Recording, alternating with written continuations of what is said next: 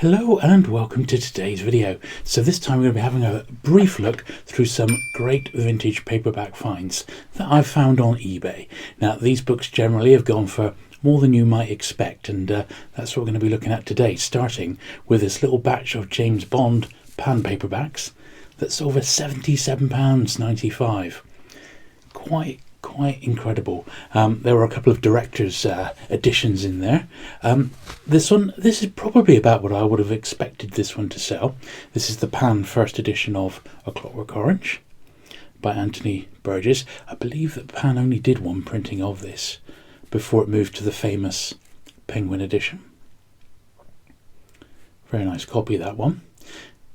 This is interesting, and I couldn't quite figure out why this batch of horror anthologies had sold for £113. Certainly there are some rare books in here, and I know there are collectors who just love horror anthologies, but there was nothing really standout there to me. I mean, great titles, don't get me wrong, but condition-wise, not outstanding. 113 seemed a bit pricey for me. This lot was very interesting. It was an almost full set of Pan horror stories. So they published 30 in the original series. Not all first printings, there's a real mixture, not exactly in the greatest of condition. So it was missing one volume in total, and this went for £155. Volume 30 is obviously the collectible one.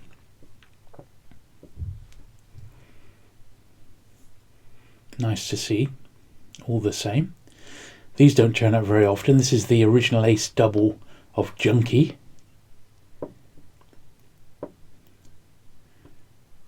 Very scarce book. This absolutely hammered copy sold for £160. And really not in the greatest of shape. Another Casino Royale. This is the director's edition. You see that with the chap at the bottom there? That's what they call the director's edition. A nice copy of this one. Maybe read a couple of times, but not mint. Sold for £37 and a penny. As you can see, these are not the first editions. These are just later specific reprints. This was a little batch of Agatha Christie's. Now these 6 quite nice pan copies, not mint, but nice copies, went for £29. And in actual fact, that's not bad. When you think to buy these books brand new now is £6-7 each. It's actually not a bad way of getting them. Now, this was an original Penguin bookcase, the Penguin Isocon Donkey. This was the original release. It had a bit of water damage. This little bookcase went for £360. I'd love one of these. And they did release in the 60s a slightly modernised one. And lo and behold, about a week later, one turned up, quite close to me in fact. Absolutely immaculate, this one. Really nice condition. And this one went for, well, it was a best offer, so I don't know what they accepted, but his asking price was at £335. Once again, designed to hold paperbacks. Very nice. Yet another Bond book. This is the movie tie-in to Thunderball, which came with that promotional letter. So it's a very specific printing. There it is, the first one, and this one went for £250. The book on its own in really nice shape, £8 to £10.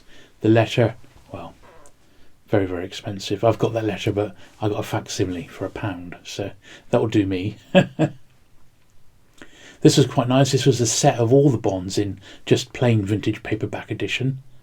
They went for £179, and I think they're just a really nice vintage set to read, and yeah, certainly that's a set I'd like to read like that.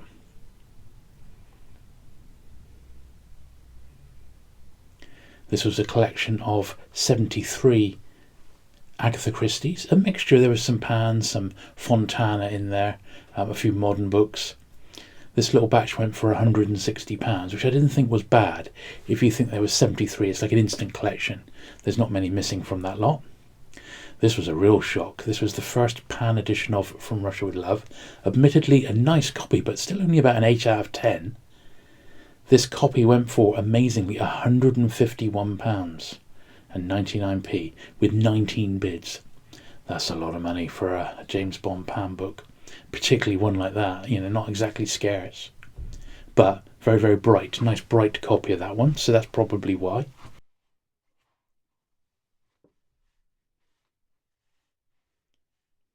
This is one I'm on the lookout for, so I haven't actually got this one. Memoirs of a Tattooist. I've always known that books on tattooing, like the occult and drug use, are always highly collectible. This one does look interesting. £110 that went for. £110. Incredible. Here's the final volume of the Pan Book of Horror Stories, volume 30. It's got the first story is The Lawnmower Man by Stephen King.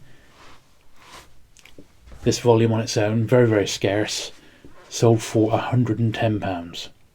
Very nice copy of that one as well, but extremely scarce. Another copy of Memoirs of a Tattooist. This one sold for £102.49. Incredible, eh? I think it's one to keep your eyes peeled for. Here's a first of Casino Royale. Not a particularly nice condition copy, being sold on behalf of the British Heart Foundation. This one went for £87.50. Unfortunately, it wouldn't let me zoom in on the pictures on that one, but it wasn't a particularly good copy. This was another shock, the 5th edition of Dr. No, with that particular quite scarce printing. £74 that one went for. Pretty amazing, eh? Pretty amazing. Nice jacket. This was another shock. A Century of the Surgeon. So this was a pan original, so there was never any hardback before it, but once again this one sold for £65. And it wasn't the only copy to sell at around that sort of figure. There was a couple that had gone. Incredible. Here is the second copy, sold for about the same sort of money.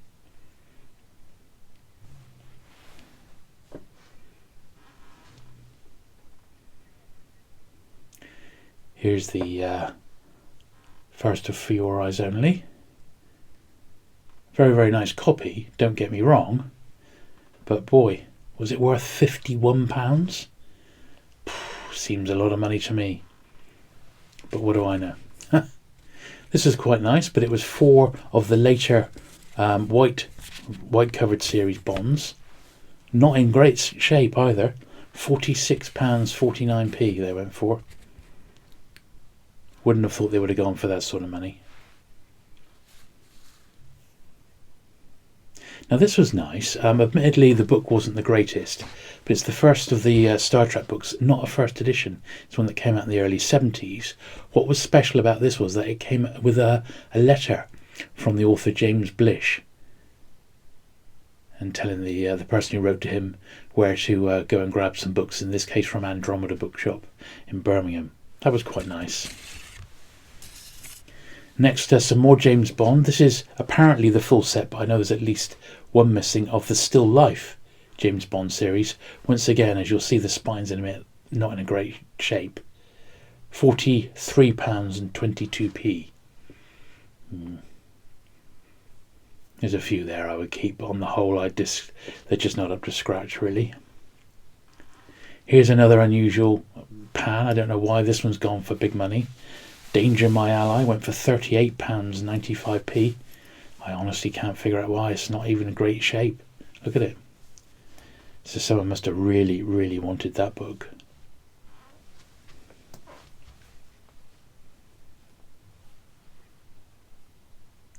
This is a reasonable copy of Towards Zero. It's not got a perfect spine, but it is a very early pan Agatha Christie. This one sold for £35 for this one paperback. A nice copy, don't get me wrong, it was quite a nice copy, that one. The first penguin we'll see here, Artifacts Intervenes, a very scarce penguin published in 1943, and 2 copies came up. This is the first one. This one sold for £600. I don't think I've seen a single penguin sell for more than that. 600 is the most I've ever seen one sell. And it wasn't alone, because the seller who had this one actually had a second copy, so he had 2 copies in his collection. Here's the second one now. I think it's slightly better but a bit more foxed. And this one also went for £600 on a buy it now. How amazing is that? Now this little lot includes a couple of Scarce Penguin crimes. They're the Bamboo Blonde and the Unfinished Clue, which I'm only assuming are first editions, but all of those penguins pictured there are pretty scarce. But that little batch there, look, sold for £411. This copy of Murder on the Links, another fairly scarce penguin book, £263 in AAP without a wrapper. Absolutely nuts, that one. Just incredible. Who would have thought it? That sort of money. Another scarce penguin, Panic Party, published during that very scarce period. This one sold for £252.89. Any penguins from 42, 43, 44, very, very scarce, particularly crime. Now this was a surprise. This is the first penguin edition of 1984. Not in the greatest of shape. This one sold for £125. Bananas. Absolute bananas. Agatha Christie's And Then There Were None. Another scarce one in any edition, and certainly goes for big money if it's the Penguin, the Pan or the Fontana edition. £114.99 that went for. This is a first printing of Ariel, the very first Penguin book. And it's actually missing the first page. There's a page missing on this one, which I bet wasn't listed. $79.99, just well above the price. This was a bit more like it. Max Carados, a scarce, quite nice condition penguin crime title, £75. That's about right for those, 50 to 75. This next one was, I knew this was rare. It's the June Encyclopedia. This came out in the early 80s. This one was published. It was a paperback, trade paperback original. This copy went for £140, and that is the going rate for them. I remember seeing a huge pile remaindered at the time for 50p a pop. Don't know what happened to my copy of it. This was a bit of fun. Certainly got my own vested interest in the Corgi Forbidden Planet. This particular copy, I think, is quite grubby and not as good as the one that I restored. But this copy went for £33. As I said, really, really nice ones. You know, could top 100 easily. This was nice to see. It was the Panther Dalek pocketbook. Admittedly, you don't get to see how sort of worn it is with the spine and that, but that went for $39.95. This is another little Panther horror H.P. Lovecraft. This one went for £22 on its own. Looks a nice copy of that, and obviously Lovecraft is highly collectible.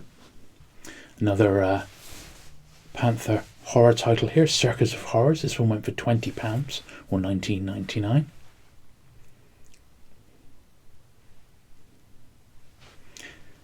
Certainly hoping this is giving you books to look out for. This is the very last Edge book, volume 61 in the series. Very, very scarce, low print run. This one went for £110. It's about the going rate for this now. It's a £100 book easily. The next one is the biggest or the highest priced paperback that we're going to look at today. It's the Richard Bachman Rage, and Richard Bachman's obviously Stephen King. This was the very first printing, not in the greatest of shape. This one sold for $1,650, about £1,100. Absolutely incredible. One to keep your eyes out for. This was nice. This was a lot of the Steve Jackson, Ian Livingstone fighting fantasy books. It wasn't a set, but it was almost a set, and it had all the rare ones, which was the ones in the 50s, including the very last one, volume 59, Curse of the Mummy, which is the really expensive one. That lot there sold for £699.99. So 700 quid, that little pile of books. Incredible, eh? This was interesting. This is purported to be a signed Agatha Christie for the ABC murders. The signature looks like it's her signature, but there was no providence, just a line in the explanation saying signed copy. This one sold on a buy it now for £525.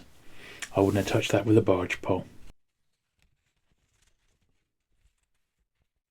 This next lot was the full set of Doctor Who The Missing Adventures. Brilliant series. This is absolutely fantastic, where they take previous Doctors and put them in stories set in that period, and they did such a great job. The designs are superb. This full set went for £350.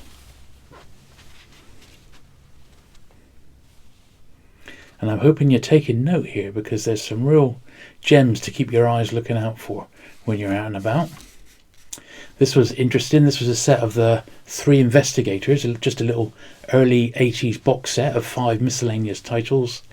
This box set sold for £250. All the books in it are reprints. This was nice. It was a lot of J.T. Edson, a huge lot, over like 90 books or something. I thought if you're ever into an author like this, this is the way to do it. Buy them all in one huge job lot.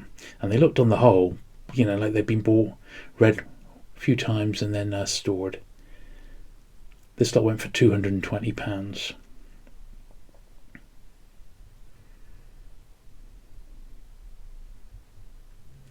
Six more James Bond paperbacks. These are all directors, called the directors one, with the guy in the bottom there. Those 6 editions, admittedly scarce, £155. So these directors' copies are really sought after, and they are scarce. This was lovely. This was 81 John Creasy books. Absolutely fantastic little lot here. If you're into John Creasy, this was the way to do it. I mean, it must have been virtually a full set across various publishers. This lot of 81 books went for £133. It's only about £150 a book. Not bad at all. And then finally we've got this little lot of sci-fi books, which went for £124.99. Not bad at all. So there you go. I hope you have enjoyed that brief eBay watch. I'll do one of these every few months, because I think it just shows what books are going for, and maybe gives you some idea of a few books to keep an eye out for. You never know, you might stumble across a rare early Stephen King. If you have enjoyed today's video, do give it the thumbs up. Do please consider subscribing if you've not already for regular paperback action, and I'll see you again very soon.